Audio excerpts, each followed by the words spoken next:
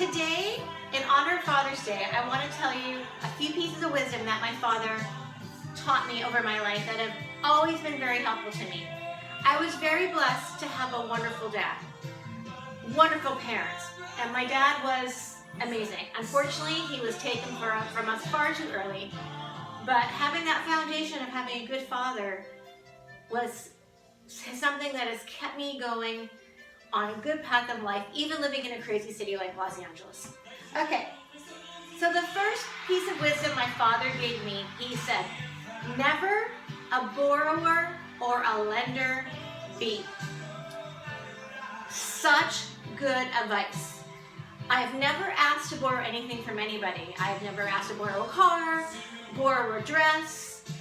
I don't want the responsibility of taking care of someone else's stuff. I would rather go without something than to borrow something from somebody. I don't want to take the risk of getting damaged. It's not worth the risk of a friendship to a friendship if you do something that ends up damaging whatever it is that you bore or you lost or whatever. Unfortunately, I haven't had the same luck reciprocated to me. I've had a lot of people ask me for a lot of things, and it is hard sometimes to say no. I had a friend once ask me, she's going to an Oscar party, and I had a boyfriend who gave me some really nice jewelry that I'm very blessed to have to this day. And she asked me if she could borrow my jewelry.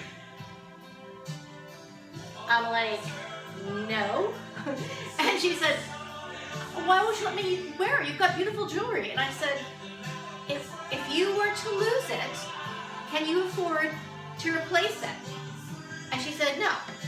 I said, then why would I lend you my flippin' beautiful diamond flippin' jewelry? She was really mad about that. But you know what? I saved a potential catastrophe from happening by not lending it to her. I had a friend once who asked me if she could borrow my dumpy little Honda del Sol to drive it for some kind of a commercial shoot she was involved with, and I'm like, no, the insurance goes with the car. If you get in a car accident, I'm the one who will be paying for the increased insurance for like the next 4 years. That pissed her off too. I don't lend people things, but I do give them up to them. If I'm done with a dress, or I see that something would really benefit somebody else, I will give it to them. Now this doesn't include money. I've lent a few friends money in my life. Now I'm not in a position to do that. The ones with integrity paid me back. The users never did. Okay? You find out who people are when you lend them money and how they handle that. Some haven't been able to, but the ones who could, they should have, right? Anyway, so never a borrower or a lender be. He also said, when you see cracks in the foundation, you have to sell the house. Okay, this is like this goes to many things in life. When you see someone's flaws, right? Instead of like thinking you can fix them, you can't. That's their flaw. If it's something that you cannot deal with, then you should not be in that relationship, or that job, or that friendship. I made excuses for people in my life that I shouldn't have made. And when I think about my father's wise words, he brought me up not to make excuses for other people's flaws. I have enough of my own to take care of. I remember when I was in 9th grade, I was getting really bullied by the girls. I had two friends that I had one friend I befriended, and she came from Hong Kong in 7th grade. Her name was Elaine. And in 9th grade, her best friend from another school, another Asian girl, came, and they became more inseparable, and I got the third wheel twice. Our class was so disruptive that they took away our spare period and gave us remedial math as a punishment.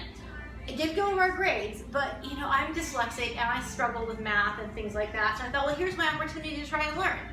When we got grades for the class, I ended up getting an A+, and they, who were math geniuses, got A's.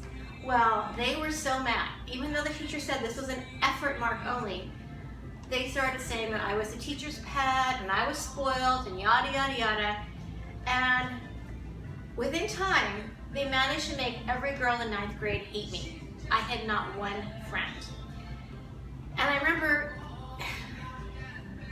coming in from phys ed class one day into the room, and course, I was the last one to get picked for every sport, yada, yada. But I came in, you know, after changing out of my gym clothes, and I went to sit at my desk, and they were all huddled around in the back of the room gossiping. And as soon as I walked in, they stopped gossiping. And they were quiet. And I knew they were talking about me. And I got up, and when I went to leave the class, they all stood up and applauded. How horrific is that? Okay, I ended up getting so depressed, I didn't tell my family what was going on, I was embarrassed. Ended up getting so upset that I ended up in the hospital with pneumonia and almost died. Like literally, I was in the hospital for like 6 weeks. And I said to my dad, he said, why do you care what those girls think? And I said, but I have no friends. He goes, you don't need those kind of friends. You don't want to be friends with any of those people. You find new friends.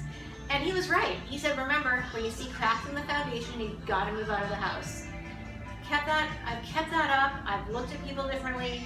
And even though I have given some people more chances than I should have, you just can't fix a crack in the foundation. Anyway, so those are 2 good pieces of advice my dad gave me. What was the third one? Oh yeah.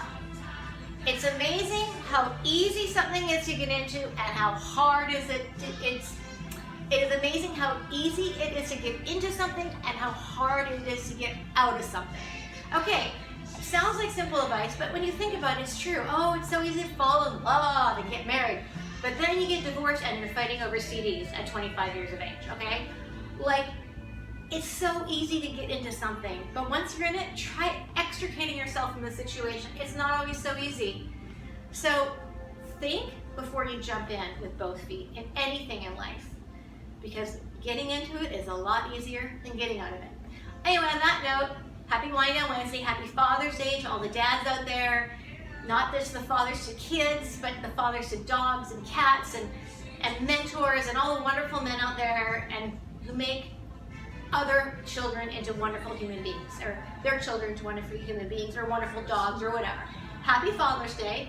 I've got Elton John playing the back as he was my father's favorite musician. I used to fall asleep every night listening to him play the piano. Elton John, Billy Joel, who were her favorite. Anyway, happy Wind Down Wednesday. Hey Elton John, still love your music. Be happy and love your parents and be grateful every day that you have a good father. Kisses.